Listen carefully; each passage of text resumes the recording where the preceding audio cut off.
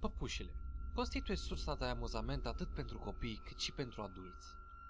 Totuși, ele pot aduce și groază. În viața reală, nu doar în filme. Probabil că mulți dintre voi cunoașteți păpușa criminală Chucky din filmul Child's Play, 1988. Subiectul acestui film era următorul.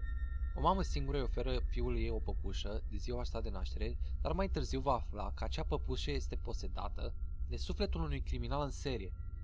Se pot întâmpla lucruri asemănătoare și în viața de zi cu zi? Se pare că da, dacă e să luăm pe bune legenda pe care o voi relata mai jos. Toată povestea începe în USA, anul 1906, atunci când o servitoare oferă drept cadou o păpușă fiului stăpânilor săi, Robert Otto.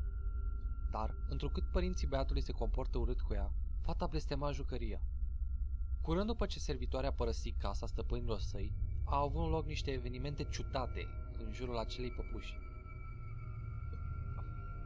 Micului Robert îi plăcea să vorbească cu această păpușă, iar servitorii chiar susțineau că păpușa îi răspundea băiețelului. Ei, de asemenea, pretindeau că păpușa își putea schimba expresia feței la comandă și se putea mișca singură prin casă. Și vecinii confirmau faptul că păpușa se mișca de la un geam la altul atunci când întreaga familie era plecată. Ciudat e faptul că păpușa primia același nume ca cel al băiatului, Robert. Malefica creatură se pare că nu avea somn noaptea și dărâma mobila în camera lui Robert.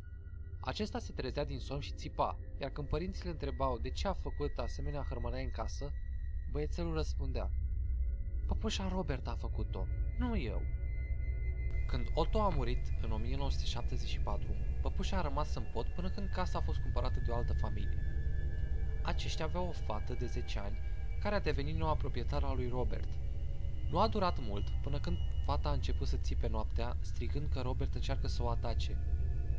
La 30 de ani distanță, fata continuă să susțină că păpușa a încercat să o ucidă.